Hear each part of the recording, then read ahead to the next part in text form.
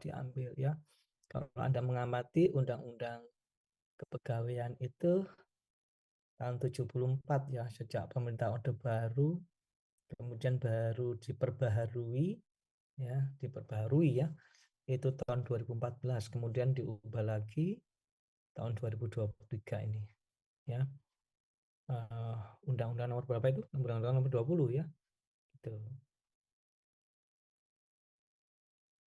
Nah, karena itu ada beberapa hal yang memicu pentingnya kita memperhatikan bagaimanakah SDM ini terkait langsung maupun tidak langsung dengan performa pelayan publik di berbagai macam ranah atau sektor.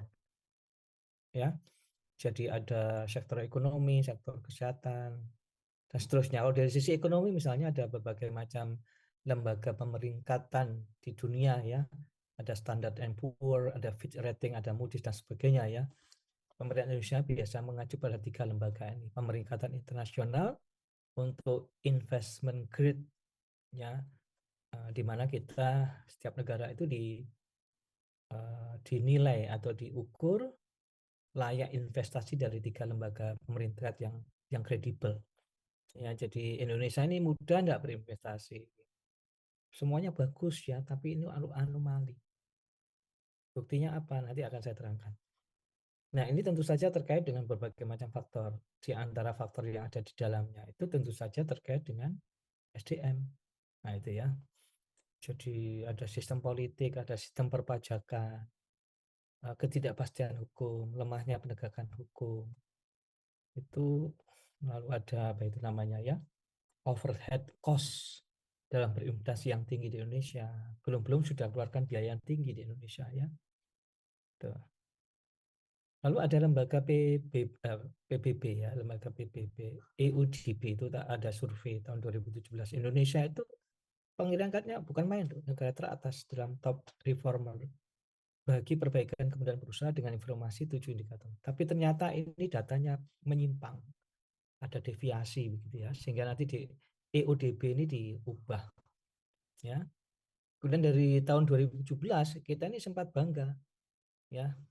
Survei Gallup ini adalah satu lembaga penelitian yang berreputasi di dunia ya, menempatkan Indonesia pada peringkat pertama sebagai negara yang pemerintahnya paling dipercaya oleh masyarakat.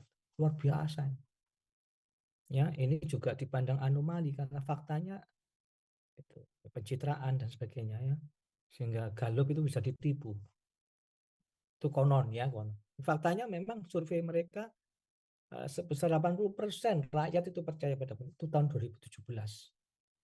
Terus menurun kan ya. Datanya saya tidak punya itu tahun biasanya 5 tahun 2017 sampai 2022. Saya cari datanya tidak ada ya. Tapi begitulah terjadi ya. Anda lihat bagaimanakah performa pemerintahan Prabowo di 100 hari pertama itu sangat terganggu dengan jatuh tempo utang ya.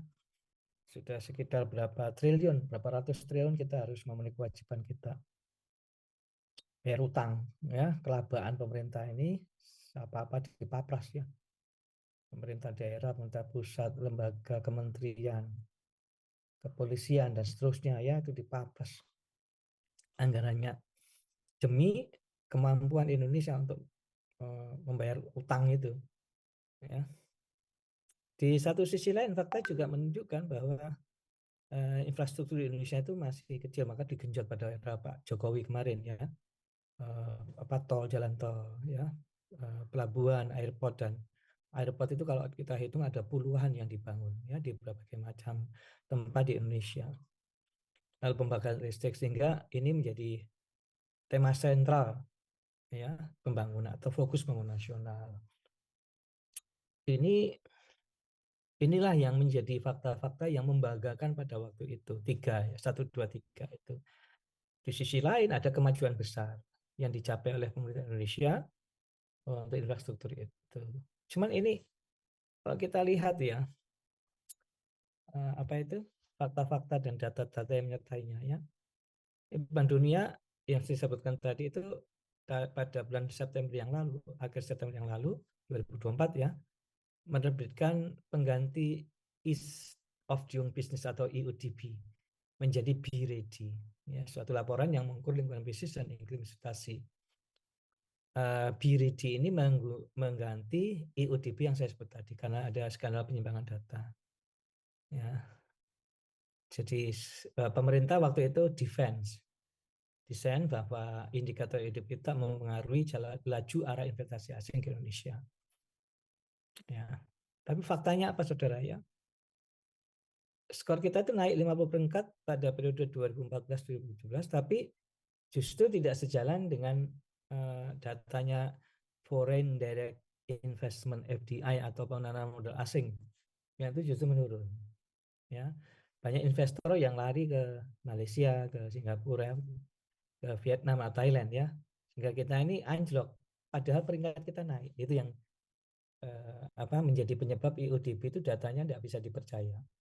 Lalu digantikan BRIDI itu. Ya, sementara Cina dan India peringkatnya itu melandai turun, tapi membukukan investasi asing yang tinggi. Ini kan berbanding terbalik ya. Terus apa gunanya skor? Apa gunanya peringkat? Ya, kita tidak bisa bangga. Itu satu. Yang kedua, nilai investasi itu komitmennya tinggi, ya. Tetapi ketika dalam pelaksanaan realisasi investasi itu tidak ada, nol. Maka anjlok kita investasinya, ya. Susah ya waktu itu ya. Dan efeknya sekarang ini, ya. Malaysia dan Thailand yang EUDB-nya itu di bawah Indonesia, kategorinya cukup bagus ya. Tapi FDI-nya stagnan, tidak turun. Kalau kita ini anjlok, bukan stagnan tapi turun, negatif ya. Sementara Cina dan India naik, luar biasa ya. Jadi BRIDI itu akhirnya kita anggap sebagai sesuatu pemeringkatan yang ideal dari PBB, dari Bank Dunia ya, World Bank bukan PBB ya. Karena apa? Faktanya kita ini selalu mereformasi dan memperbaiki regulasi terkait dengan perizinan investasi, ya. Yang justru itu kita lakukan karena EUDB ini. Sekarang kadang-kadang data itu dipersepsikan sebagai sesuatu yang sifatnya politis ya. Data kemiskinan itu juga demikian. Data-data yang lain yang menunjukkan adanya penyimpangan itu disembunyikan sehingga ini tidak jelas jadinya ya. Maka sebetulnya sekarang bukan persoalan pemeringkatan semata-mata, tapi intinya, ya, substansinya itu apa?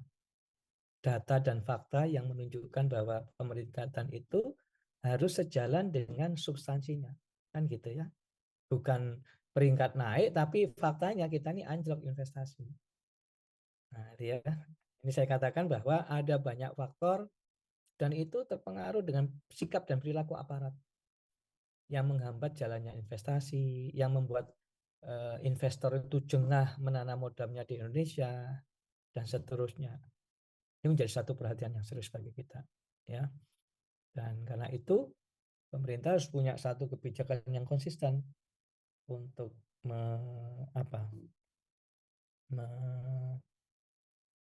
menerapkan kebijakan yang sejalan dengan peningkatan profesionalisme.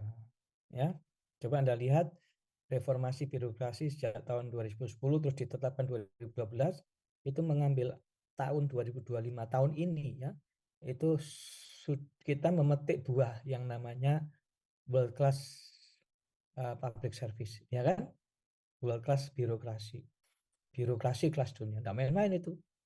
Nah, sekarang tinggal Anda aja, Anda sudah mencapai itu tidak di pemerintahan, ya. Anda, ya, kita harus akui bahwa ada banyak perkembangan positif dalam birokrasi. Tapi di sisi lain masih banyak PR ya, pekerjaan rumah yang kita, sehingga tidak apa-apalah ya kalau kita merasa bahwa ada yang harus dilakukan untuk mengejar status birokrasi kelas dunia, ya itu buktinya adalah rakyat semakin sejahtera, pengusaha investor asing atau pengusaha dalam negeri ya itu senang berbisnis di Indonesia ya, karena mudah berbisnis di Indonesia itu. Apalagi ya tingkat pendidikan kita, PDB kita ya, produk domestik bruto, GNP kita, semuanya menunjukkan performa yang bagus. Itu adalah fakta yang tidak kita pungkiri. Artinya buat apa kelas dunia kalau kita ini rakyat tidak sejahtera, ya toh? Apa itu peringkat investasi kita turun dan sebagainya ya. Yang semua itu menjadi acuan kita untuk mengatakan bahwa world class birokrasi atau kelas public service itu tidak sekedar status atau hadiah ya, tapi itu diperoleh otomatis ketika kita mencapai kinerja yang baik. Maka dalam konteks seperti ini ada unsur yang namanya SDM aparatur itu harus diperbaiki. Reformasi birokrasi itu menyentuh kira-kira 7 ya dari 9 titik perubahan. Tak main-main itu ya. Jadi kita perbaiki teknologinya, kita perbaiki prosesnya, kita perbaiki SDM remunerasinya, pelatihannya, ya kompetensinya, perbaiki semua. Nah, hasilnya adalah diharapkan kita ini sudah mencapai kelas dunia 2025 ini. Nah, sekarang Anda bisa berkaca sendiri ya, apakah betul birokrasi kita itu sudah layak menyandang gelar kelas dunia. Gitu ya. Gimana saudara-saudara? Nggak ngantuk ya? Sore-sore biasanya ngantuk ini ya. Halo, Pak Farhan, Ya, Prof. what do you think about my speech today? Gimana Mas Great. Farhan? Masuk akal enggak apa yang saya sampaikan itu? Masuk akal, Prof. Gimana, Berkah, Pak? ya terkait dengan transisi pemerintahan juga sih kita kan terasa ya, apalagi kita di birokrasi sekarang Mm-mm. eh, ada banyak pemangkasan. Sebenarnya agak mengancam sih. Maksudnya mengancam ini eh, dengan anggaran yang sebenarnya di Terbatas. awal itu ya terbatas. Mm. Maksudnya kan sudah disepakati di RUU apa Mm-mm, namanya betul, keuangan betul. negara sudah sekian ribu triliun terus tiba-tiba dipangkas ini kan berarti kan ada multiplier efek yang mungkin akan hilang nanti karena takutnya nanti kayak layanan-layanan dasar itu akan terpengaruh Prof. Dan malah bukan maksudnya pemotongannya itu tidak berpengaruh ke pejabatnya secara langsung malah yang layanan dasarnya itu mungkin yang malah tidak bisa dideliver dengan baik dan sesuai harapan masyarakat sih. Jadi harapannya sih meskipun dipangkas ya tapi layanan dasarnya itu nggak berpengaruh banyak. Tapi nanti kita lihat lagi lah seperti apa gitu. Itu sih Prof. Ya, kalau saya itu khawatir sekali, Mas. Saya setuju dengan efisiensi ya. Apapun kita harus efisien karena itu adalah model klasik. Dari dulu itu organisasi baik perusahaan maupun pemerintah itu memang keniscayaan efisiensi itu. Sampai akhirnya berkembang. Kalau kita tidak efisien, tidak punya daya saing kan? Perusahaan yang punya produk dengan proses yang mahal, jatuhnya harga mahal. Ya toh, akhirnya dia tidak bisa bersaing, maka kalah produk itu. Demikian juga prosesnya. Ini kan sebetulnya tanpa babi bu ya dengan DPR main pangkas ini kan, sehingga ini apakah ini sah secara hukum pemangkasan ini? Wong itu disepakati kan Mas Farhan ya. Anggaran 2025 ini kan sudah ditetapkan 2024 lewat Betul. proses panjang kan, ya kan? Tiba-tiba dipretel kayak gini ini sesuai hukum atau enggak? Yang kedua, yang ketiga ini seperti apa? Bumerang ya. Bumerang padahal Bu Sri Mulyani itu kan meng-Q kita pada zaman yang lalu. Yang menggodok RAPBN 2025 kan Pak Prabowo waktu itu Menteri Pertahanan kan. Dua-duanya terlibat dalam penyusunan anggaran itu. Ini dilematis ini.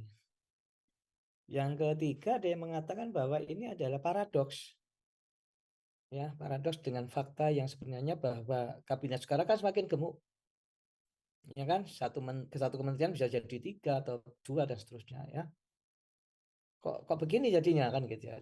Jadi artinya ini kita masih bingung ya. Para pengamat ini masih confusing. Confusingnya apa? Confusingnya itu adalah konsistensi antara apa yang dimaui Pak Prabowo dan timnya ya dengan realitasnya.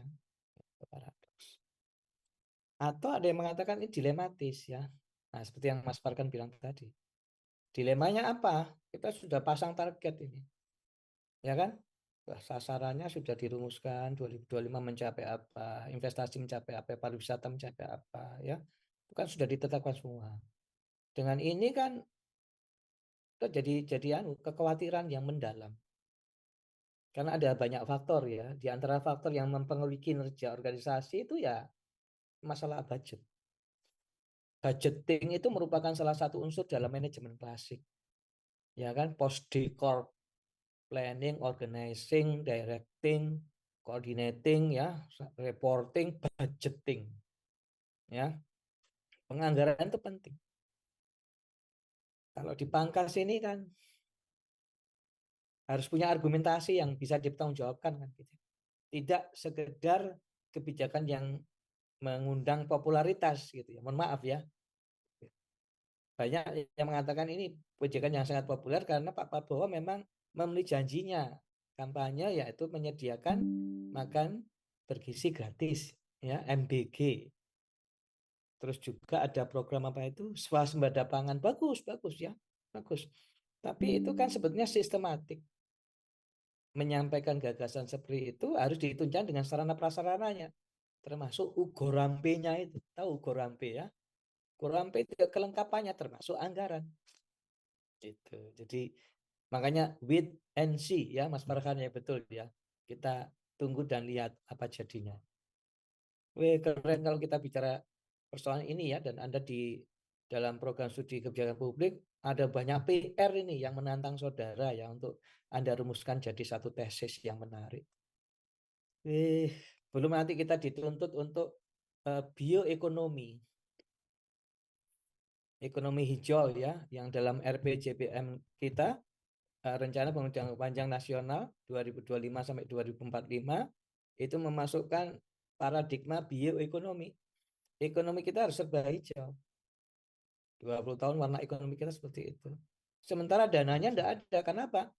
Transisi ekonomi yang ekstraktif ke ekonomi yang sustainable, ekonomi hijau itu butuh dana banyak. Nah ini dananya dipapras. Dilematis kan? Padahal kita sudah sepakat dengan apa itu perjanjian Paris ya, Paris Agreement, bahwa kita termasuk negara yang menyetujui traktat itu. Kecuali Trump ya, Trump menarik diri. Tidak percaya bahwa dunia ini berubah. Main aja Trump itu ya. Nah ya, saudara, saya harapkan sadar betul bahwa negara kita sedang katanya sedang tidak dalam keadaan yang baik-baik saja begitu. Itu banyak pengamat yang mengatakan begitu. Nah, untuk itu ya kita harus punya datanya kan. Data dari sisi perdagangan, dari sisi devisa, dari sisi apa itu PDB kita, pendapatan ekonomi kita dan seterusnya. Oke, lanjut. Ada lagi yang ingin berkomentar. Mas Fathur Rahman Sairi. Nggih, Prof Yusuf. Monggo kalau ada komentar.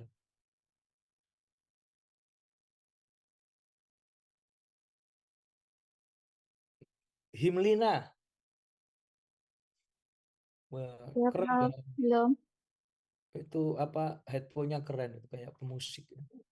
Kayak lagi siaran. Masih di kantor, Prof. Oh, masih di kantor. Wajar ya. Kapan pelantikannya Bupati? Sudah penetapan gitu, Prof. Mbak Febri yang tahu. Kalau Oh, siapa Mbak Febri. Mbak Febri. Jadi tidak datang ini. izin, Prof. Kapan Feb pelantikannya Feb? Datang. Mana Febri?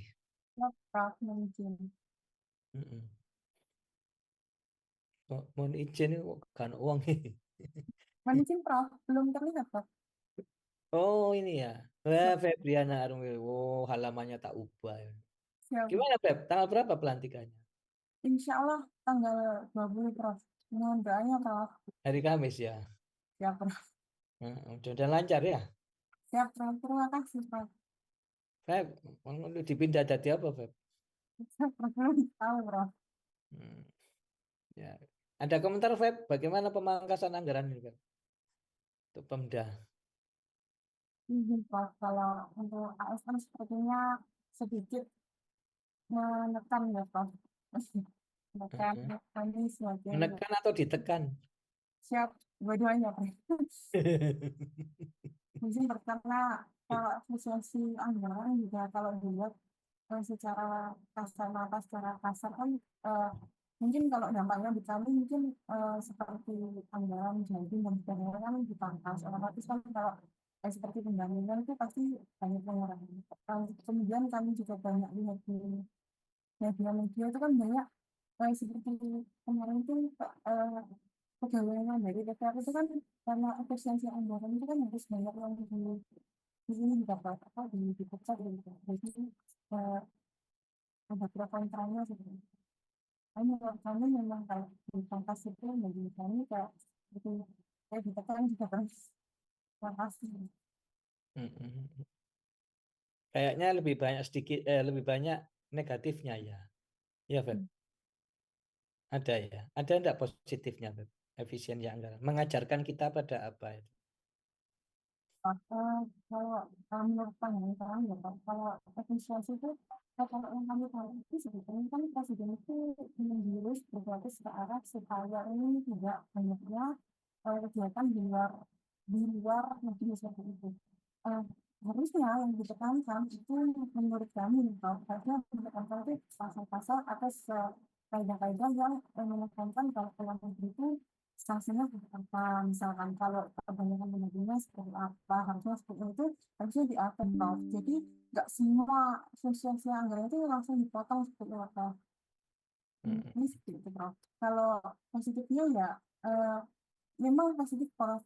Ada juga positifnya Prof. Karena kalau misalkan kayak ATK itu kan ada yang ATK itu misalkan kan kadang kayak ada apa ya Prof seperti lunas kalau kertas misalkan satu bulannya gitu misalkan contohnya 100 ribu padahal 100 ribu itu banyak banget akhirnya kalau diefisiensi kan nggak sampai 100 ribu anggarannya bisa diganti ke anggaran lain seperti itu. Ini ada pro dan kontra, ada positif dan negatifnya Prof. Seperti itu. Oke ya. Saya mencoba untuk berargumen yang positif ya. Bisa jadi ini adalah momentum bagaimanakah birokrasi itu bisa terus berjalan tanpa adanya dana yang berlimpah ya. Ada disrupsi terhadap zona nyaman birokrasi. Ditantang kita bahwa dengan keterbatasan dana, sementara kita tetap bisa mencapai target-target yang ditentukan. Meskipun ini berat ya, bagi Anda berat. Beratnya apa ya? Kan selama ini yang fasilitas kita bisa nikmati untuk mencapai target-target itu sudah dikurangi atau bahkan dihilangkan toh. Ya kan, dana-dana yang tidak langsung terkait dengan kepentingan untuk kesejahteraan masyarakat dipapras semuanya kan gitu ya.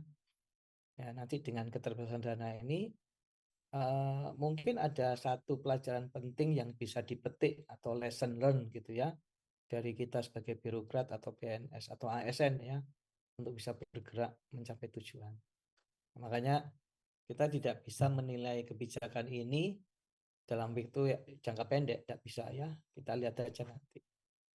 Tapi yang jelas kita tetap dituntut untuk memberikan pelayanan terbaik pada masyarakat, terutama basic public service itu ya, di bidang kesehatan, di bidang pendidikan. Ya itu menjadi pilar pokok pembangunan manusia kan. Itu. Ya, terima kasih, Pak. Mas Wahyu Anugrah Utama mungkin punya pendapat. Silakan Wahyu. Mohon izin, Bro. Siap. Kalau dari sisi saya sangat setuju, Bro, dengan adanya pemangkasan. Karena memang jika ditelusuri lebih dalam, memang hampir sebagian penganggaran yang dilakukan di pemerintah daerah itu terlalu banyak anggaran yang sebenarnya bisa dihilangkan, Bro. Contohnya, hampir dari semua subkegiatan yang dialokasikan oleh daerah itu pasti ada anggaran terkait Mamin, ATK, dan perjalanan dinas, Bro. Jadi karena adanya efisiensi ini mungkin untuk menyadarkan bagaimana aparatur memang sebagai pamung. Jangan sampai mereka yang menjadi orang-orang yang dilayani oleh masyarakat, Bro. Itu sisi positifnya. Siap, Bro. Belajar dalam zona yang selama ini nyaman, lalu dipapras anggarannya menjadi tidak nyaman, tapi mau tidak mau kita harus lakukan. Coba ya. Siap. Ada benarnya juga ya Mamin itu. Kalau Anda ke luar negeri ya, jauh ke Jepang, ke Malaysia aja. Anda tahu Suguhanir ya? suguhane iku banyu putih. Ya toh? Tapi kalau kita ini nerima tamu, ya harus koyo bancaan wong-wong Nadiyin iku ya. Bancaan ruame itu tamunya itu. Tamu asing sampai heran. Thank you for your hospitality. Kami ini pernah ke Jepang ya, jauh-jauh dari Surabaya sampai sana kayak banyu putih torek. Cek medite wong Jepang ini. Beda kalau mereka masuk UNER itu. Wah, kita kasih prasmanan. Ya, prasmannya gak main-main itu. Sono kembang. Wah.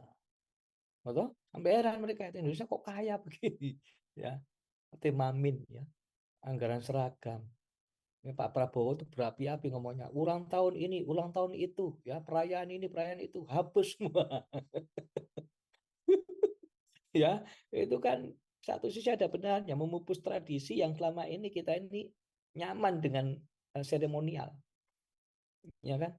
Enjoy banget kalau kita ini ikut acara-acara seremonial ya, upacara-upacara yang itu tidak langsung berkaitan dengan kepentingan rakyat. Nah, itu coba kita rasakan dan nanti bagaimana nanti hasilnya, mudah-mudahan kultur kita yang selama ini seperti itu ya akan terkikis habis dan nyatanya itu tidak mempengaruhi performa kita. Nah, itu mudah-mudahan ya, sehingga duit yang ada itu betul-betul terserap untuk kepentingan rakyat secara langsung. Kalau saya itu lihat birokrasi ya, mohon maaf di berbagai pemerintahan ya, usah saya sebut, itu banyak acara-acara seremonial, makan-makan ya. Wah, itu anggarannya berapa itu kan? Dan itu tidak sebulan, tidak sekali, 2 kali. Ya, setiap penerimaan tamu dijamu dengan makanan yang mewah begitu. Saya pernah jadi juri ya, sebuah kompetisi gitu ya, datang ke daerah, swambut luar biasa. Ya, dengan makanan yang disajikan dengan bermacam-macam jenis makanan, ya. Mahal sekali dibandingkan dengan hadiah yang diterima, ya. Ini kan namanya pemborosan ya. Padahal kita juri itu ya tidak berharap seperti itu karena kita sudah dibiayai oleh instansi yang menyelenggarakan. Kan gitu ya. Nah, ini artinya bahwa saya kok optimis ya bahwa kita adalah bangsa yang tangguh, yang selama ini dimanjakan ya oleh anggaran yang sepertinya tanpa batas begitu ya. Sekarang dibatasi. Ya. Mudah-mudahan mental kita tidak mental yang kata Bung Karno mental tempe ya. Anggaran dikurangi lalu loyo kabeh ya. Tempe ini tadi lemes kabeh. Mudah-mudahan tidak seperti itu mental kita. Tapi ini adalah justru tantangan. Ya, yang bagi semua orang memang berat melakukannya. Prof. Yusuf, mohon izin. Silakan Fatur Rahman. Wah, Oke, atau Prof. Yusuf, gimana Mas? saya mau tahu tentang pendapatnya Prof. Yusuf tentang konsesi tambang yang diberikan oleh perguruan tinggi. Wah, itu topik lain lah nih. Ya wis gak apa-apa Ngapunten, wis. ngapunten, Prof. Nggih, Apa? ngapunten. Gak Nggih, setuju minta ta? mboten. Maksudnya minta pendapat jenengan. Terus yang kedua terkait dengan efisiensi itu mungkin pandangan saya pribadi itu mungkin perlu adanya desentralisasi, Prof. Jadi kayak contoh eh, Basarnas dan BNPB kan juga terkena dampak pemangkasan efisiensi. Sedangkan kita itu hidup di negara tropis yang memungkinkan di kita itu juga daerah rawan bencana, sehingga dana untuk alokasi itu saya kira juga cukup besar dan terkena dampak dari efisiensi itu sendiri. Mungkin itu sih, Prof. Jadi ini tanya nih, bukan komentar. Ya wis, Fatur Rahman ya. Yang pertama, tidak ada makan siang gratis kecuali programnya Pak Prabowo ya. Setiap keinginan itu ada pretensinya. Ya kan, ada preferensinya. Ya, saya tidak tahu ya motif pemerintah dengan undang-undang Minerba itu membolehkan kampus menangani itu. Saya tidak tahu motifnya. Tapi perguruan tinggi harus hati-hati itu. Nanti marwahnya hilang. Ya, tidak kritis lagi terhadap pemerintah dan sibuk tidak mengajar saudara, tapi sibuk main tambang, tarik tambang jadinya. Ya. Di Uner itu ada tambang saudara ya, ada tambang Uner, tambang Boyo ya. Nah, Jalan Tambang Boyo sebelahnya itu tambang. Jadi kita harus mewaspadai apa manuver pemerintah untuk membolehkan perguruan tinggi menangani tambang. Tidak serta-merta diterima. Itu ada banyak kritik, tapi ada juga yang menerima. Nah, nanti bisa dipetakan itu mana yang menerima, mana yang tidak, dan apa argumentasinya. Kalau saya orang manajemen itu manajemen publik ya, sektor publik itu menganggap bahwa semuanya itu harus core bisnis. Ya, core bisnisnya perguruan tinggi itu apa, Mas? Tridharma loh. Tridharma itu apa? Pengajaran dan pendidikan.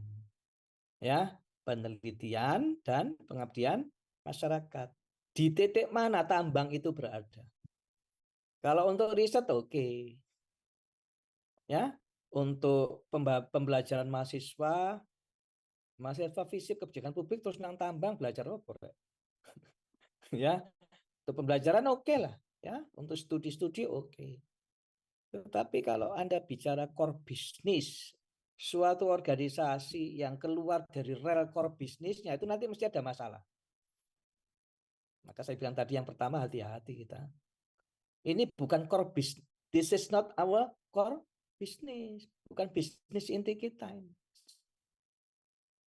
Ya, perguruan tinggi dengan status cul-culan sekarang ya, lepas-lepasan dari pemerintah soal pendanaan, ya, apalagi dana riset sudah dikurangi, BRIN itu separuh itu, dipapras tuh anggaran riset itu, ya, itu berarti suruh cari duit sendiri, ya, cari duit sendiri, ya toh, terus kasih tambang, nggak punya pengalaman, Mas. UNER misalnya ya, UNER itu perguruan tinggi yang soft, nggak ada fakultas tekniknya kan, ya kan beda dengan ITS, nggak punya pengalaman tambang. Ya pengalamannya setahun sekali tarik tambang 17 Agustus itu. Ya, itu bahaya. Maka nanti ada banyak problem yang muncul. Maka kita harus hati-hati menerima tawaran itu, sekalipun undang-undang memperbolehkannya. Saudara ngikuti enggak? Saya enggak ngikuti ya berita ormas mendapatkan konsesi tambang. Ya lah, itu kita belum ada berita dan belum setahun kan kita belum bisa evaluasi. Berhasil enggak NU Muhammadiyah mengelola tambang itu? Kita belum tahu ya. Nah sekarang perguruan tinggi dikasih. Kalau menurut saya kok enggak tepat. Ya, dengan argumentasi sifatnya mikro ya.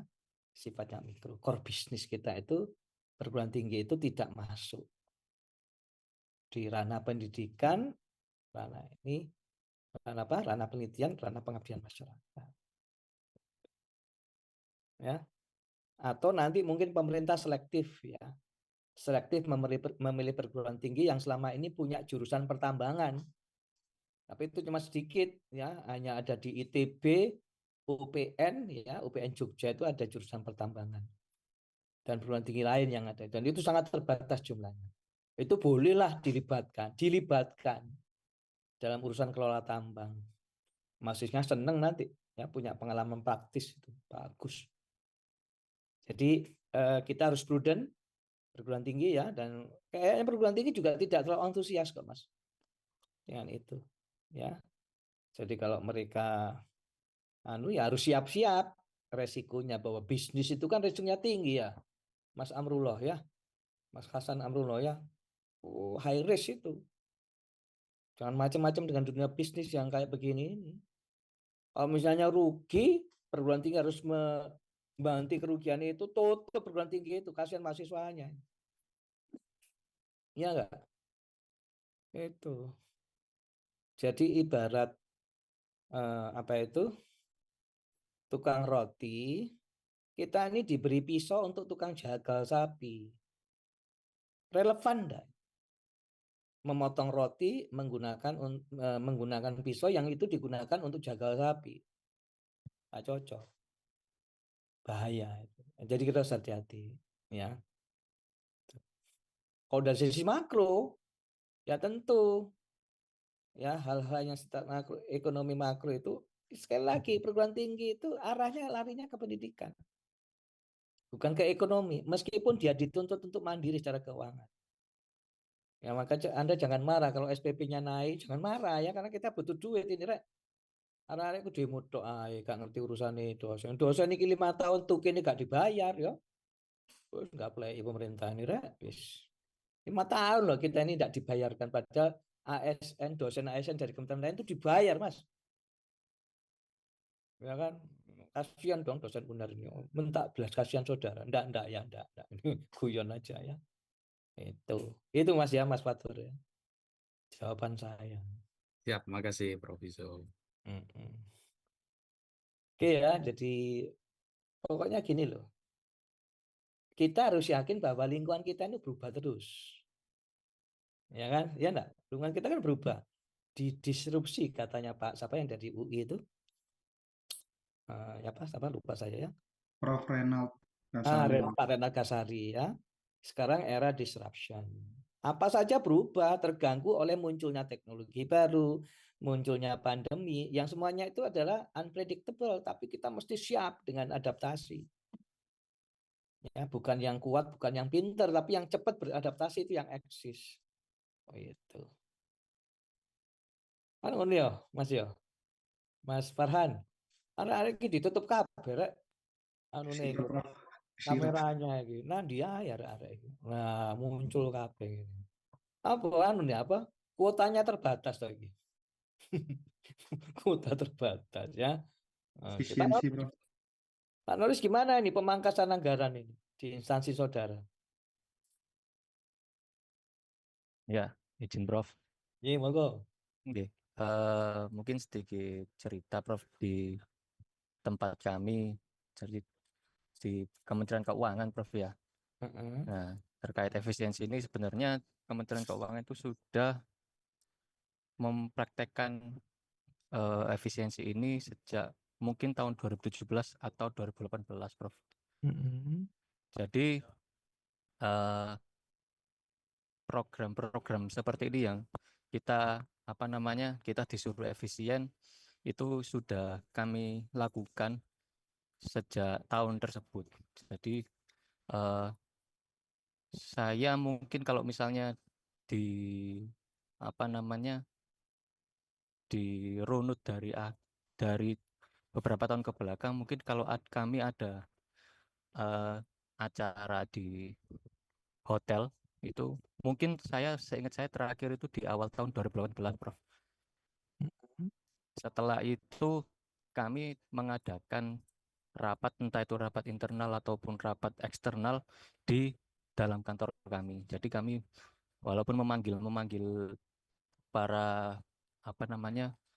pengguna jasa itu pun harus ke kantor kami, yaitu kami adakan di aula dengan ya suguhan seadanya juga. Jadi dan kalaupun rapat internal walaupun ada kantor lain yang berkunjung ke kantor kami itu pun tidak ada yang namanya konsumsi itu Prof. Itu sudah sejak dari dulu. Jadi mungkin dari teman-teman Kementerian Keuangan sebenarnya tidak kaget Prof. Tapi mungkin kagetnya tidak sebesar yang kaget yang teman-teman yang sebelumnya belum melakukan efisiensi. Nah, bahkan di IKU, kalau dibilang IKU, indeks kinerja pimpinan kami Prof, itu salah satu indikator dari indeks kinerja adalah termasuk efisiensi tersebut Prof. Jadi bagaimana setiap tahun anggaran yang kita gunakan, yang kita anggarkan itu harus turun dari tahun sebelumnya. Jadi kalau misalnya anggaran dengan target atau dengan sasaran yang minimal sama atau meningkat. Nah, seperti itu Prof. Jadi tetapi di sisi lain sebenarnya Ibu Menteri Bu Sri Mulyani itu juga sebenarnya tidak nyaman Prof dengan kondisi yang harus dilakukan efisiensi yang sedemikian rupa. yang sekarang ini. Nah, karena kan memang maksudnya ada tujuan, ada seperti yang disampaikan Mas Farhan tadi, ada target yang kita sudah tetapkan sebelumnya. Yang kita sudah tetapkan, tetapi target-target tersebut harus minimal kita juga tetap laksanakan dengan anggaran yang sangat terbatas ini. Bahkan mungkin kalau kami bilang, kami juga sudah kena efisiensi lagi. Jadi efisiensi kami sebenarnya double Prof. Jadi anggaran yang kami sudah di Kementerian Keuangan sebenarnya sudah melakukan anggaran efisiensi itu pun diblokir minimal 50%, setengahnya Prof, dari anggaran yang sudah kami tetapkan sebenarnya. Tapi dengan target atau sasaran kinerja yang sama, yang minimal harus sama dari kondisi yang sebelum efisiensi. Nah, itu. Nah, ya minta doanya lah Prof, mungkin dari segi dari segi fiskal ini tetap penerimaan negara tetap bisa mengimbangi, tetap bisa tercapai, sehingga kita bisa membiayai terkait kebutuhan operasional yang ada di program-program atas Pak Presiden untuk saat ini, Prof. Seperti itu kalau cerita dari saya pribadi, Prof. Terima kasih. Terima kasih Mas Noris. Artinya kan efisiensi ini bukan barang baru. Ya, tadi Mas Noris bilang sudah tahun 2017 dan bisa dilaksanakan. Dan saya bilang tadi efisiensi itu sudah daerah manajemen klasik, itu classical management awal abad 19, 1800-an ya. Bahkan waktu itu belum berkembang teknologi yang secanggih sekarang, tapi bisa efisien. Luar biasa itu. Jadi efisiensi itu bukan barang baru. Hanya saya bilang tadi ini kan culture ya. Kita ini dimanjakan oleh situasi bila anggarannya melimpah ya. Dan ada satu menteri yang belum sudah minta sekian triliun ya untuk kementeriannya. Ya. Itu dipandang masyarakat tidak masuk akal, dan dengan kebijakan efisiensi itu tidak mungkin kementerian itu. Cuma itu tadi loh. Ibarat menangani korupsi kan ada istilah tebang pilih ya. Tebang pilih. Jadi kan ada Mas Noris ya, ada 1-2 kementerian yang tidak tersentuh dengan efisiensi itu, memang betul tuh Mas. Betul ya? Memang betul ya? Betul, Prof. Awalnya kan ada Kementerian Pertahanan, Prof.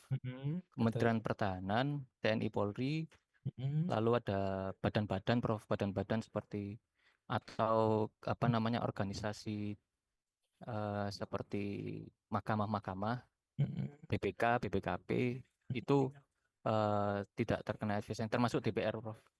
Nah, termasuk DPR ya. DPR dan ya termasuk Dewan.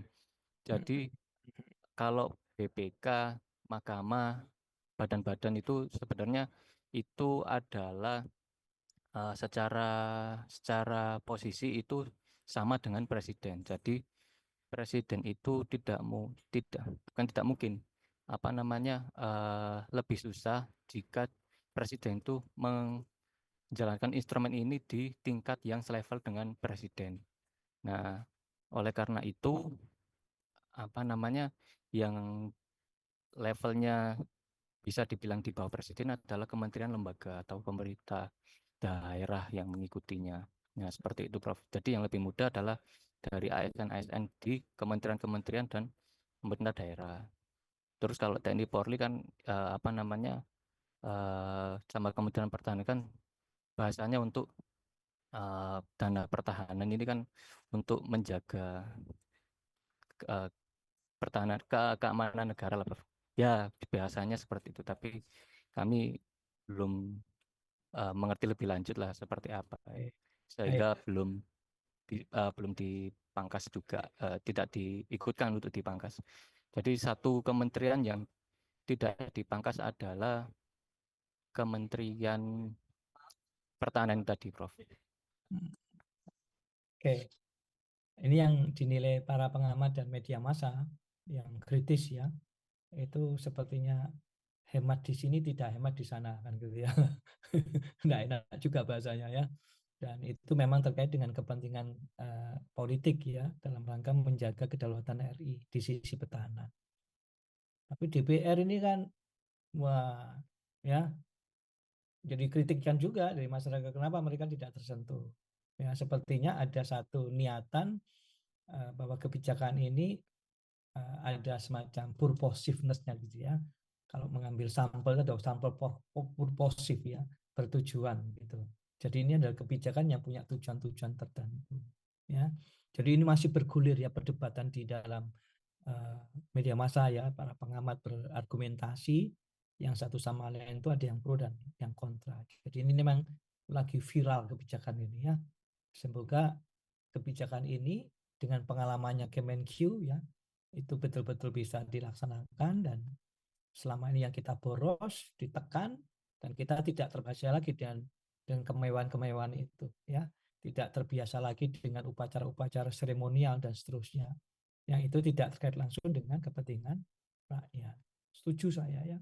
Tapi ya itu tadi ya, seperti yang disampaikan oleh Mas Farhan ya, basic need dari our people itu harus diperhatikan. Saya dengar pendidikan, misalnya ini Mas Noris ya, Mas Noris lagi nih ya, saya tanya nih, karena sumbernya duit dari Mas Noris ini. Benar nggak ada beasiswa yang di stop oleh Kemenq itu? Benar, Prof. Salah Benar satunya ya? adalah beasiswa dari Kemenq itu sendiri, dan LPDP yang batch 2 ini kemungkinan besar tidak akan Di stop. diselenggarakan, Prof. Iya, yang Loh, batch 2 pada LPDP itu tahun kan ini. di luar APBN tuh Mas. LPDP itu Kan bukannya dana abadi itu. dana abadi, Prof, tapi sebenarnya ada APBN-nya juga, Prof, yang ikut di LPDP, Prof. Kalau saya tahu kami, Prof. Ini yang menjadi kritikan masyarakat ya. Pendidikan itu penting sekali. Ya, belum lagi kesehatan. Kesehatan kalau nggak salah tersentuh juga ya dengan pemangkasan ini. Jadi memang kita harus hati-hati untuk kedepannya begitu ya. Jangan sampai kita asik di makan bergizi gratis yang memang butuh banyak dana triliunan ya. Sementara kita jangka panjang lupa bahwa pembangunan SDM itu ditempuh dari 3 pilar ya, pilar kesehatan, pilar pendidikan, dan pilar ekonomi, yang semuanya itu dipapas semuanya. Jadi artinya ada satu kebijakan yang sepertinya itu tadi dalam tanda petik seperti tebang pilih itu tadi ya. Jadi ini saya kira harus menjadi kesadaran Anda semuanya sebagai mahasiswa kebijakan publik untuk mengamati tren yang demikian itu ya. Jadi ini adalah kebijakan yang paling aktual dari pemerintahan kita Pak Prabowo ya, dan mudah-mudahan ini mendapatkan tanggapan positif dari market ya, pasar keuangan, terus tanggapan positif dari masyarakat, dan impact-nya itu adalah impact yang positif bagi rakyat khususnya yang kita harapkan. Jangan sampai nanti jadi bumerang, karena ada yang mengkhawatirkan kebijakan ini bumerang bagi Pak Prabowo ya, yang akhirnya kalau sudah kena bumerang senjatanya sendiri kan rugi, yang mencoreng nama baiknya Pak Prabowo yang sekarang lagi dipercaya oleh masyarakat kan gitu ya. Nah, itu ya tadi yang Pak Noris doakan saya ya, wani piro Mas ndongakno Mas Noris ya. Aku tinggal kok kiai rek ya. Ya. Oke, terima kasih Mas Noris ya dengan informasi langsung dari Kemenq ini, luar biasa ya. Oke. Oke, ada yang lain mungkin Mas Asep Nur Hidayatullah. Mohon izin, Prof. Ya, silakan Mas Asep. Kalau saya efisiensi ini termasuk ya setuju nggak setuju, Prof. Tapi tanggung, Prof. Ini, Prof. Sekalian aja loh, Prof. Kalau efisiensi. Kan Gimana itu begitu. maksudnya? SHS standar harga satuannya aja langsung diturunin, otomatis semuanya akan turun kan, Prof. Peraturan Gitu ya. presiden itu ya. Peraturan presiden itu Selama ini misalkan Anda memandang standar harga itu memang keterlaluan atau gimana?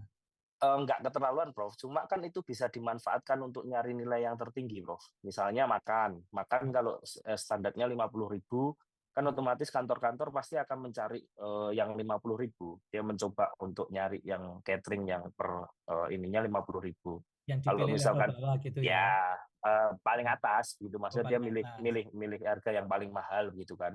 Tapi kalau misalkan standar harganya itu diturunin, misal contoh hotel untuk pejabat-pejabat begitu kan, itu langsung diturunin semuanya, anggaran pasti akan langsung turun, Bro, otomatis. Jadi misalkan hotel untuk contoh menteri itu kan pertanggungjawaban mereka kan lamsam ya Prof ya. Saya tahu karena mereka pejabat negara itu semuanya pakai lamsam kan. Mereka nggak nginep kan dapat uang harian sesuai dengan SHS itu Prof. Maka kalau diturunkan kan otomatis efisiensi juga Prof kan gitu. Mereka nggak jarang nginep kan. Pejabat-pejabat yang kalau kita lihat misalnya Presiden Prabowo begitu kan, kemarin di Surabaya, sekarang besok di mana dan sebagainya kan, mereka pakai lamsam semua pejabat negara itu. Jadi mau 3 hari mereka sehari di Surabaya nggak ada masalah, tapi dapatnya SPPD-nya perjalanan dinasnya kan tetap 3 hari begitu kan. Uang makannya Mamin tadi ya, kalau siapa tadi yang bicara Mamin tadi dari Kemenkyu begitu kan. Kalau Maminnya diturunkan, kalau saya efeknya Mamin sama ATK itu besar di UMKM loh Prof. Menurut saya ya, ekonomi pasti akan lesu. Jadi misalkan rata-rata kan kita yang makanan jajan-jajan itu kan rata-rata dari UMKM Prof. Kalau itu dipotong mereka juga terasa juga.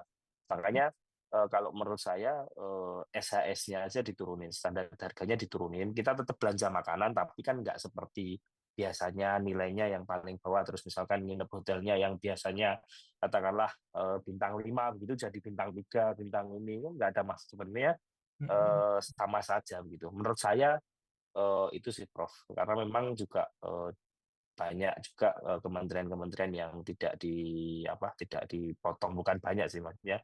Lembaga-lembaga yang setingkat presiden yang tadi disebutkan, kayak lembaga setingkat presiden kan Mahkamah Agung, Mahkamah Konstitusi, terus kemudian DPR juga, itu kan tidak dipotong begitu kan. Kalau di daerah menurut saya kalau Inpres itu nggak perlu disebutkan efisiensi Perjadin berapa persen, kalau pokoknya dana transfer daerah dipotong begitu kan, otomatis pemerintah daerah akan muter otak untuk kemudian dia cara mencukupinya gitu Prof. Nggak perlu kemudian diatur misalnya ATK harus berapa persen yang diefisiensi, Perjadin harus berapa persen. Pokoknya transfernya dipotong, APBD-nya turun, ya sudah kita akan muter pasti. Kita akan nyari solusi efisiensi itu aja.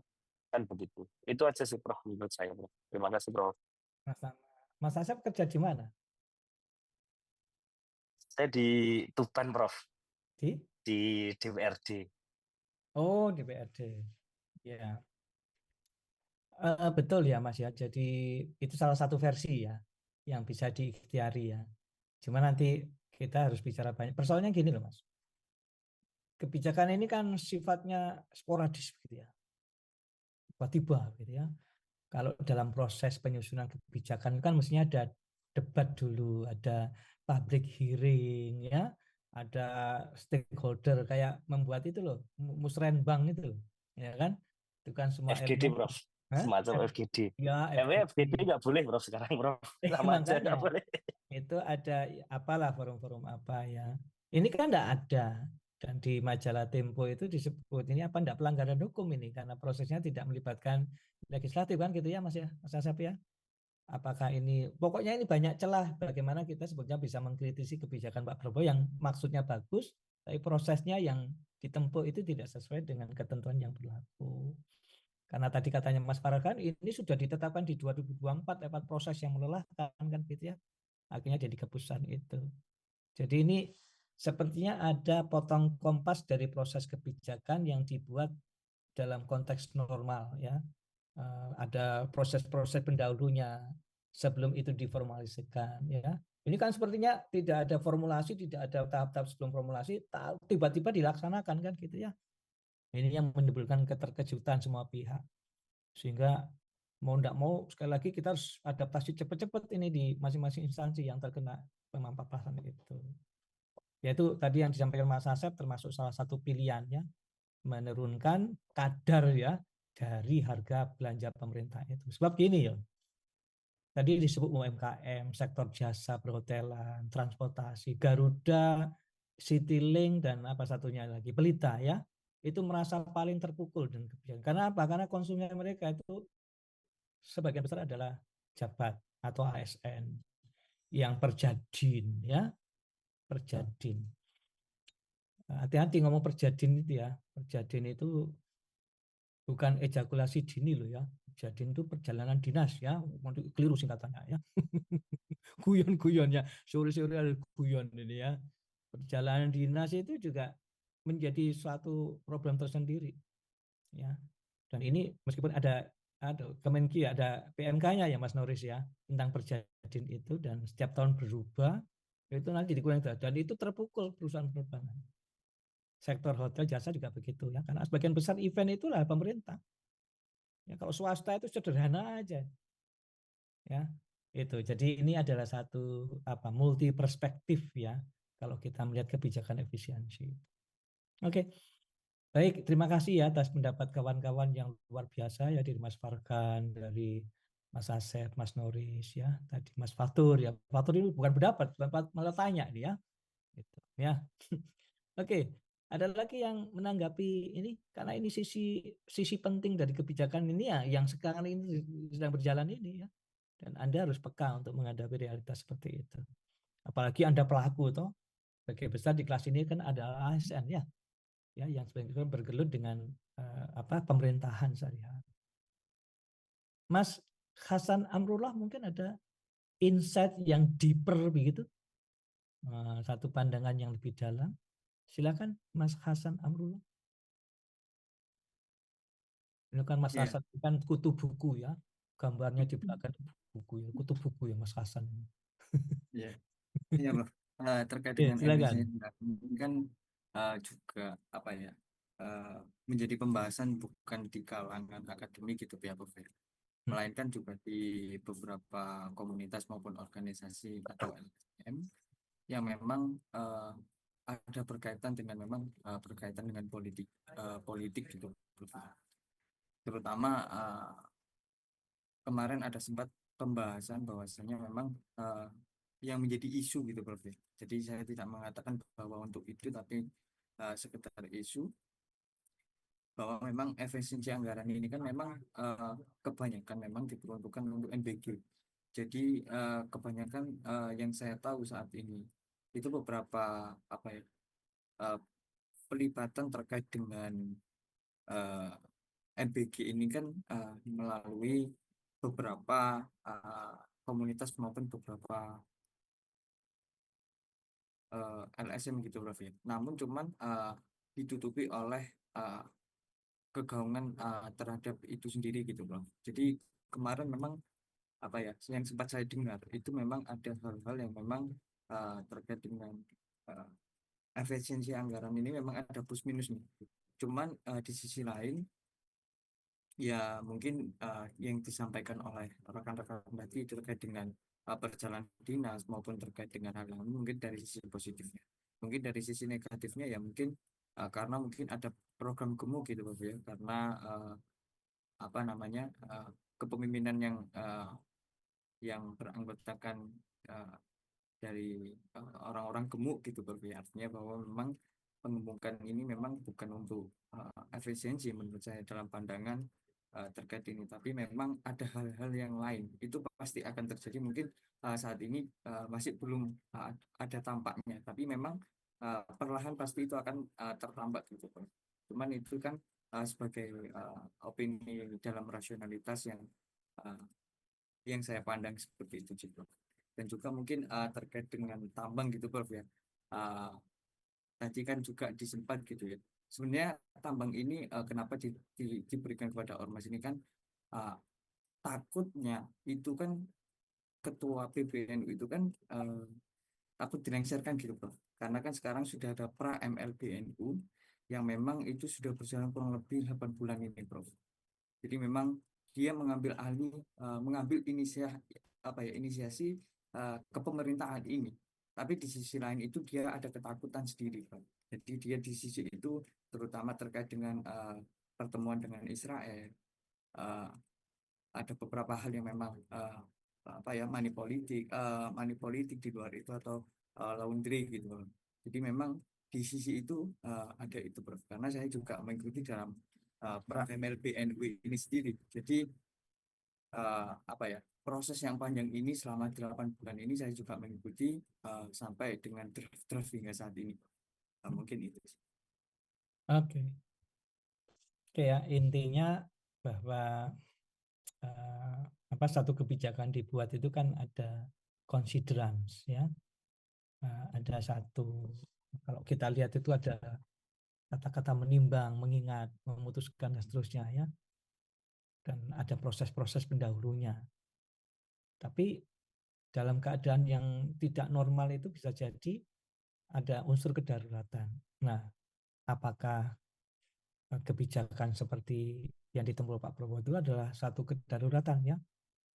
Apa kalau saya melihat kedaruratan itu? Indonesia sekarang sudah punya kewajiban ketinggalan dari pemerintahan yang lalu untuk membayar utang yang jatuh tempo kan ya Mas Noris ya, bahwa ada penerbitan surat utang pemerintah yang sudah jatuh tempo dan pemerintah harus wajib bayar dan itu jumlahnya ratusan triliun. Tentu pemerintah kan kelabaan ya. Nah, dari situ saya melihat ada satu situasi darurat yang memungkinkan kita harus memangkas. Tuh.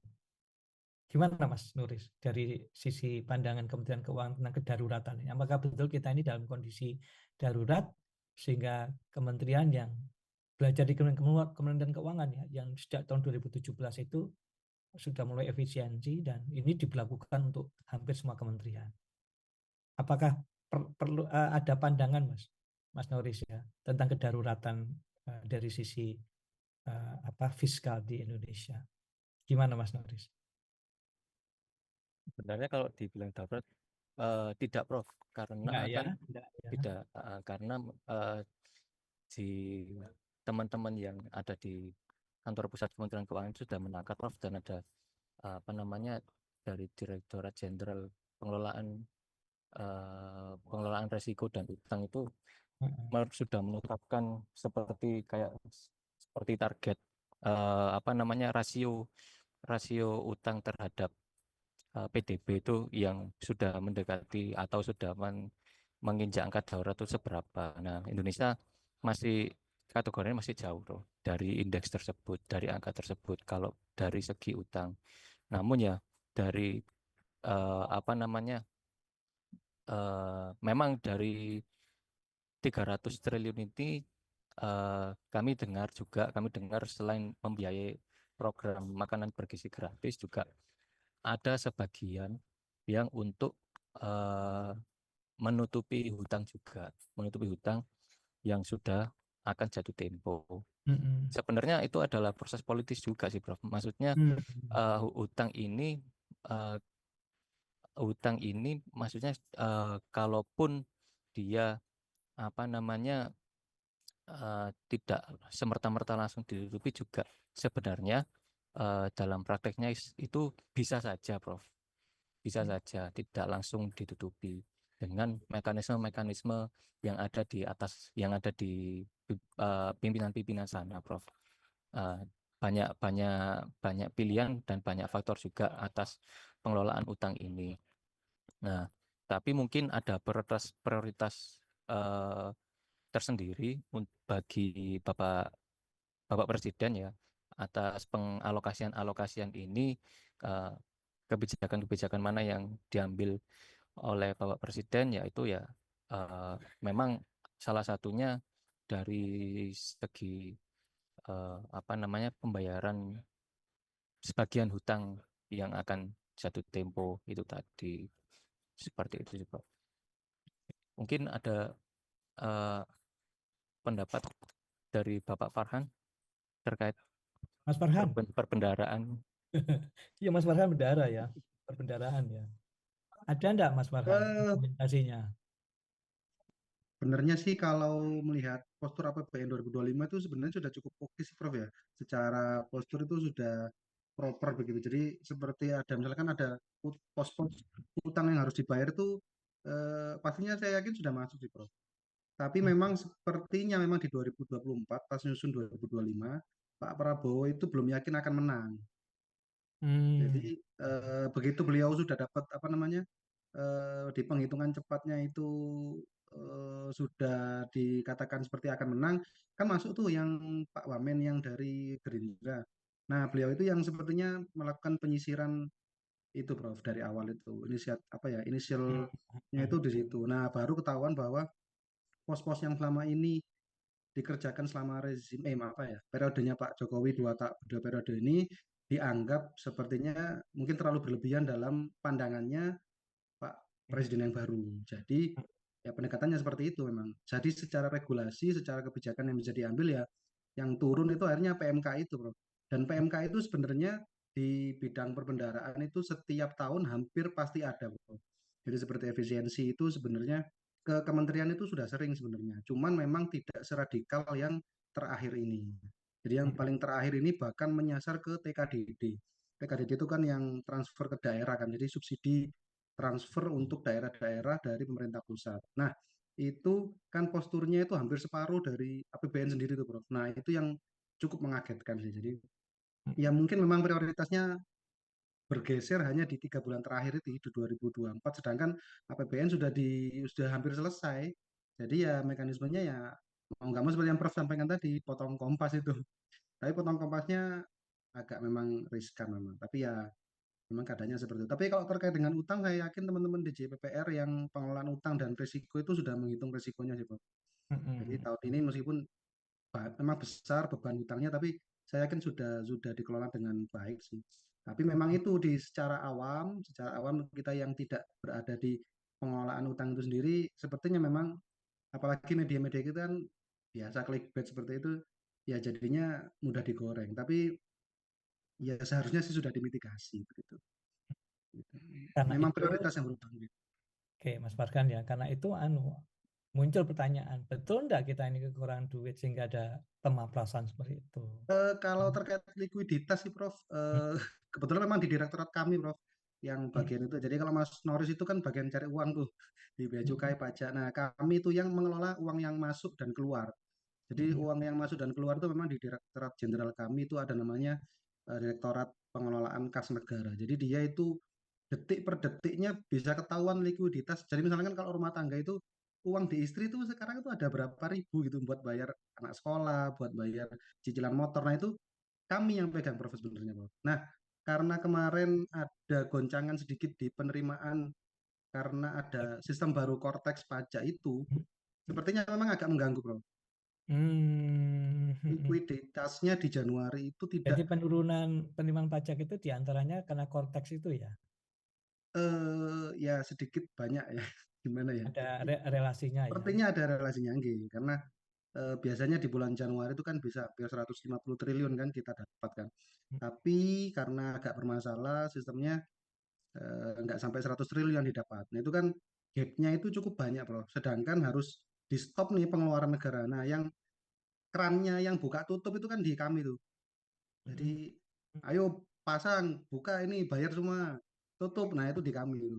Nah sepertinya memang ada isu itu juga apa namanya. Jadi ini tumpang tindih akhirnya isunya ini.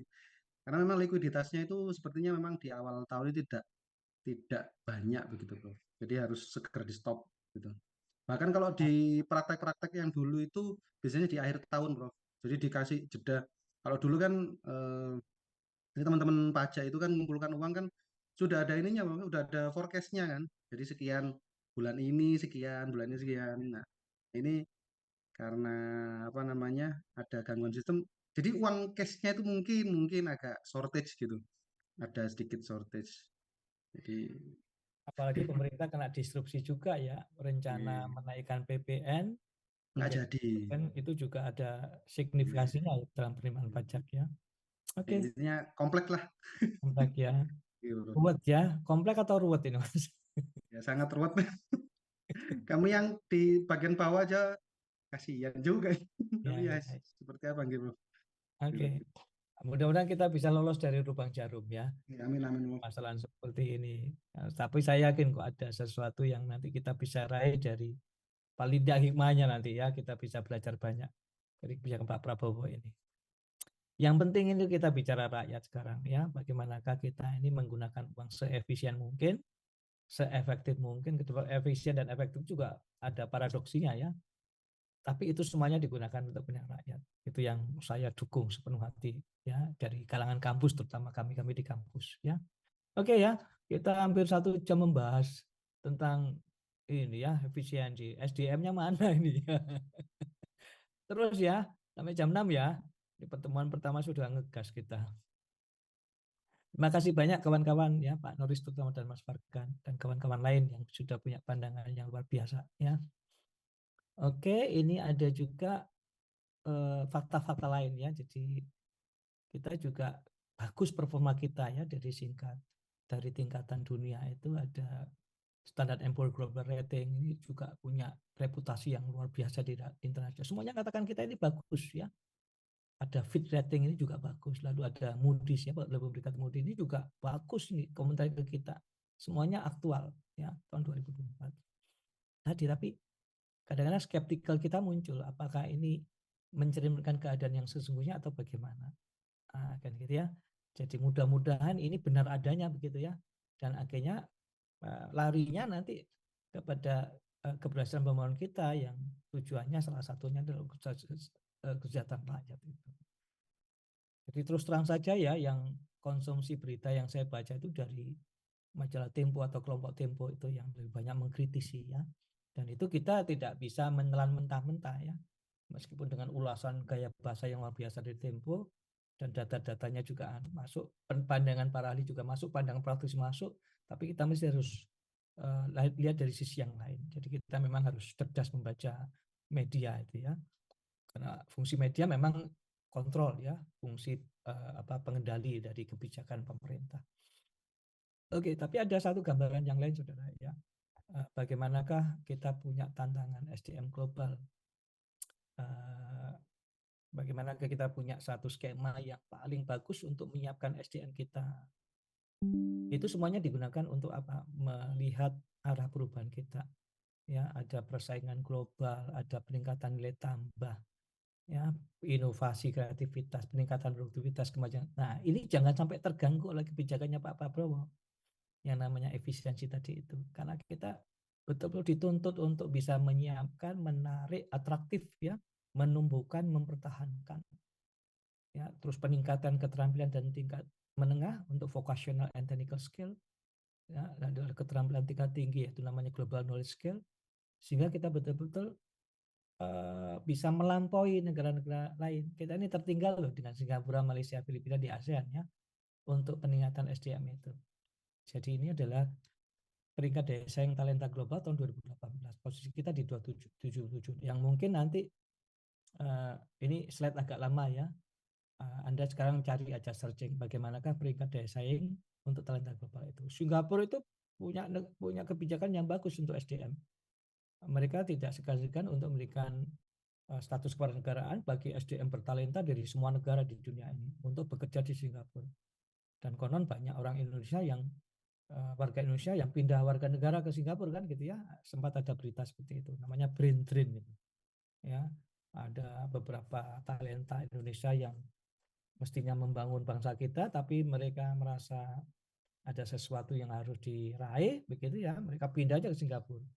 Nah itu kenapa? Coba bandingkannya, Indonesia di 77, Singapura di angka 2 ya, luar biasa itu ya dari sisi GTCI tahun 2018.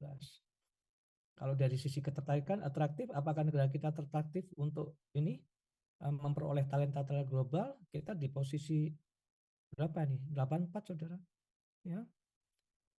Mempertahankan talenta ini kita di skor 88, sangat rendah ya. Semakin tinggi akhirnya semakin rendah. Ini tantangan kita saudara ya.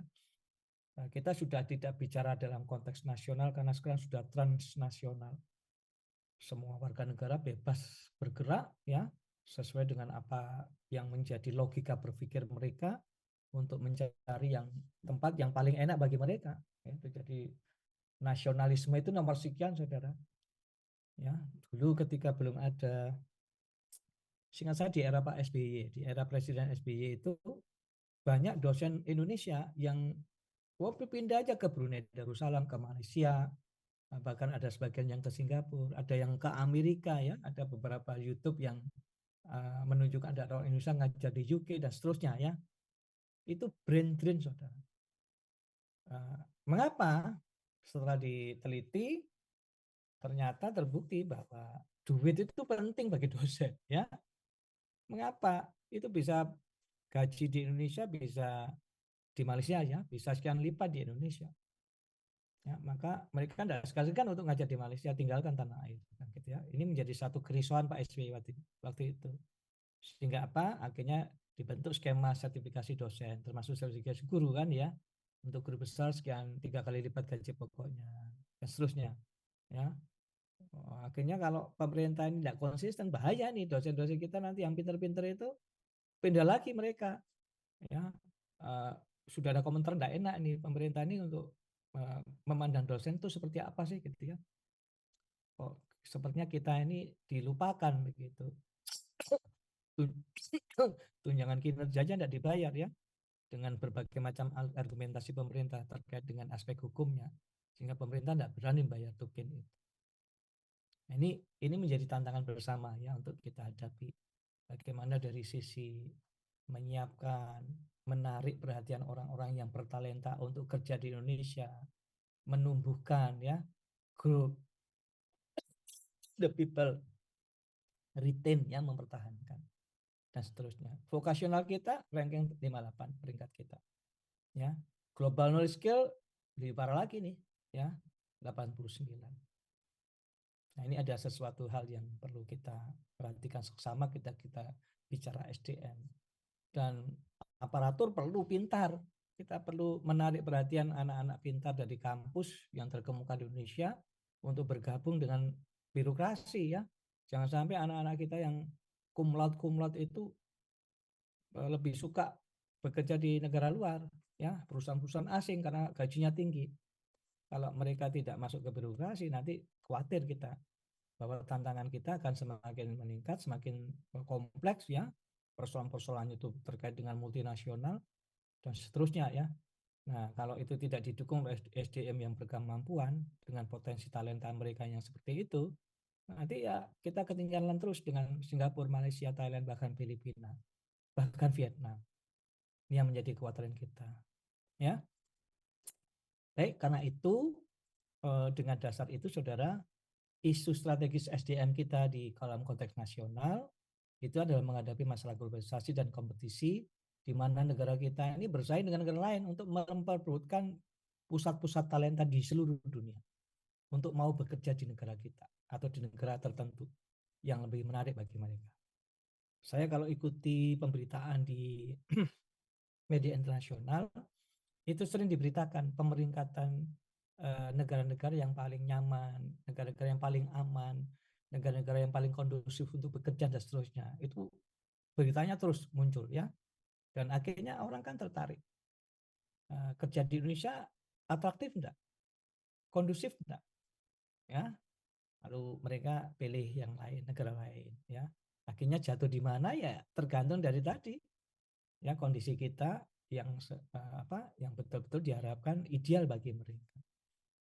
Gitu ya, jadi globalisasi di dalamnya kompetisi. Nah, undang-undang ASN kita harus mampu. Waktu itu saya diundang di Banyuwangi, hadir waktu itu Menpan, kita dimintai pendapat untuk masukkan undang-undang terbaru ya, yang ini undang-undang tahun berapa? 20 tahun 2023 kemarin ya. Bagaimana kita harus menjawab tantangan seperti ini. Ya, jadi sudah kita tidak usah berpikir masalah lokal dan nasional, tapi bagaimanakah undang-undang kita juga mengakomodir masalah-masalah yang terkait dengan globalisasi.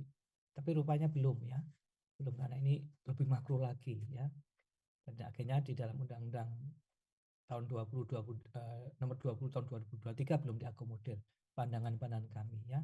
Ada beberapa guru besar dari kalau tidak salah 10 perguruan tinggi ya diundang di Banyuwangi oleh Kemenpan waktu itu, diskusi bersama-sama ya. Oke saudara, ini kita dengan undang-undang baru kita belum punya PP-nya, sementara kita pakai PP 11 2017 tentang manajemen PNS ya. Kemudian kalau kita lihat di kebijakannya, bahwa yang namanya ASN itu sebagai profesi dengan berbagai macam jabatan yang ada di dalamnya ya, jabatan administrasi fungsional pimpinan tinggi, lalu hak-hak mereka, lalu pengembangan karir mereka. Ini menjadi suatu nuansa baru yang membedakan antara undang-undang tahun berapa? 2009 ya, dengan undang-undang 2014. Dan ini masih termaktub dalam undang-undang nomor 20 tahun 2023. PP-nya itu masih mengacu pada 11 2017. Kalau menurut saya, sepengetahuan saya belum ada PP terbaru ya, yang tentang manajemen pegawai negeri sipil ya. Belum ya, belum diterbitkan, belum sempat kita. Makanya di dalam pemerintahan daerah itu sering ada kebingungan untuk mengatur ini. Maka disiasati dengan aturan-aturan tambahan. Ya, karena tidak mudah untuk membuat PP baru ya, untuk sebagai turunan dari undang-undang terbaru. Undang-undang kita tahun 2020-2023 tentu butuh penjelasan yang lengkap dan perlu undang-undang di bawahnya berupa peraturan pemerintah untuk dapat diimplementasikan. Ya, saudara mungkin sudah tahu ya, Undang-Undang Nomor 2023 tentang ASN itu terdiri dari 14 bab, 7 pasal, lalu ada kategori ASN ya sebagai PNS atau P3K, tidak ada lagi istilah PNS pusat dan PNS daerah ya. Tidak ada lagi istilah itu, yang ada adalah PNS gitu ya, ASN. Jangan ini yang jadi perdebatan ya. Ini jangan-jangan nanti muncul dui fungsi model baru ya. Karena ada jabatan ASN tertentu yang dapat diisi oleh prajurit TNI atau anggota kepolisian RI. Ini perdebatan serius ya di kalangan pemerhati hak asasi manusia dengan merujuk pengalaman Orde Baru dahulu yang dominan dikuasai oleh militer pada waktu itu. Lalu ada hak pegawai ASN yang terbaru ya. Lalu ada pasal yang menyebutkan bahwa ASN dapat diberhentikan bila tidak bekerja sebagaimana diatur dalam pasal ini ya. Itu sekarang sudah ada satuan kinerja kita ya. Dan itu menjadi satu ukuran. Kalau saya dosen ya, itu harus diukur dengan beban kerja dosen. Kalau tidak sesuai, pertama-tama tunjangan tidak keluar. Terus sampai batas waktu tertentu ya sudah keluar, dipandang tidak cakap untuk menjadi dosen. Kalau tidak sesuai dengan angka kredit minimal untuk PKD itu. Tapi yang penting itu adalah tidak diperkenankan untuk mengangkat tenaga honorer. 2025 ini sudah tidak ada lagi honorer non ASN ya dalam pemerintahan kita.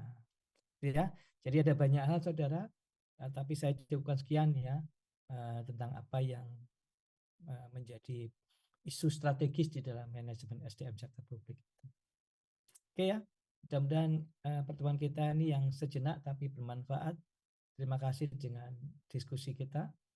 Hampir 1 jam kita diskusi tentang kebijakan terbaru tentang apa efisiensi itu. Ya, mudah-mudahan ini menjadi cara kita belajar yang lebih aktif lagi. Tidak hanya dosen yang mendominasi forum, tapi mahasiswa juga punya kesempatan luas untuk menyampaikan gagasannya. Oke ya, terima kasih banyak. Sampai ketemu hari Selasa ya, pekan depan. Ini kita memang kuliah online terus atau bagaimana? Halo? Boleh sesekali offline, Prof. Mohon diatur ya. Diatur bagaimana kalau ada sesekali itu berarti sekali ya. Sesekali itu 2 kali atau sekali? Sering kali maksudnya, Prof. Itu kalau adik-adik kelas saudara tidak mungkin offline ya, karena tidak ada yang bermukim di Surabaya. Ya, ada yang di Jakarta, Makassar, wah ini sudah online. Kalau Anda kan banyak yang di Surabaya ya. Oke, nanti Anda atur ya, sesekali itu Anda offline tanggal berapa, biar di-arrange sama fakultas. Rasanya enggak enak kita online terus ya. Sesekali bener lah, sesekali ternyata 2 kali ya, sesekali, jadi tambah 2 ya. Oke ya, terima kasih banyak. Saya sudah belajar sama Anda ya, Mas Noris, Mas Farhan, Mas Fatur ya, Mas Wahyu, Mas Hasan ya, Mbak Yemlina, Mbak Febi dan seterusnya ya.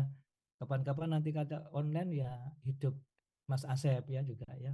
Dihidupkan kameranya biar kita terlibat aktif. Oke ya, sampai ketemu. Assalamualaikum warahmatullahi wabarakatuh. Wassalamualaikum Assalamualaikum warahmatullahi wabarakatuh. Terima kasih banyak, Prof. Prof. Sehat selalu.